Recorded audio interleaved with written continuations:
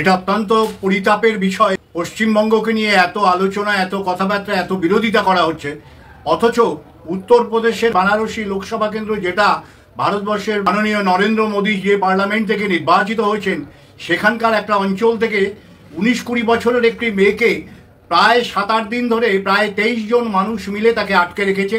তার উপরে বিভিন্ন রকম নির্যাতন হয়েছে, যেটা অত্যন্ত অন্যায় এবং অপরাধ। আজকে শুধুমাত্র উত্তরপ্রদেশ নয়, উত্তরপ্রদেশ, মহারাষ্ট্র, রাজস্থান, কোথায় মহিলা সমিতি?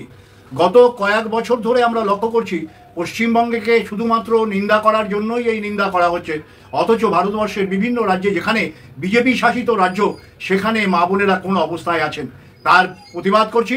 এবং মহিলা সমিতির নেত্রীদের কাছে বলছি, ছুটে ছুটে শুধু পশ্চিমবঙ্গে ছুটে না আসে, দয়া করে আপনারা ভারতবর্ষের অন্যান্য রাজ্যে যেখানে মা বোনেদের উপরে এই অত্যাচার, এই নির্যাতন হচ্ছে, তার বিরুদ্ধেও আপনারা গর্জে উঠুন।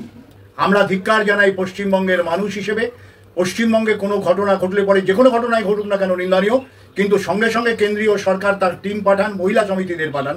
উত্তরপ্রদেশের এই অঘটনের জন্য, এই বানারসিতে এই অঘটনের জন্য কই একবারও তো মহিলা সমিতিকে দেখলাম না যে তারা হুঙ্কার ছেড়ে বলছেন আমরা ওখানে যাব এবং তার প্রকৃত বিচার করব।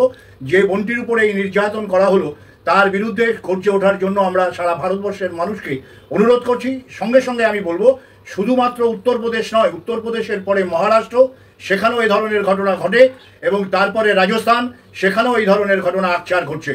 কোথায় মহিলা সমিতি, কোথায় কেন্দ্রীয় কমিটি? তারা তো ছুটে আসছেন না। শুধুমাত্র পশ্চিমবঙ্গের একটা ঘটনা ঘটলেই আপনারা আসেন এবং এখানে এসে চিৎকার চেঁচামেচি করেন। পশ্চিমবঙ্গেও যদি কোনো ঘটনা ঘটে থাকে, নিশ্চিতভাবেই আমরা তার নিন্দা করি। আমরা কখনোই, আমার দল তৃণমূল কংগ্রেস তা কখনোই সমর্থন করে না, এবং সমাজবিরোধীদের ধরবার জন্য যা যা ব্যবস্থা পশ্চিমবঙ্গ সরকার সবসময় তাই করে থাকেন।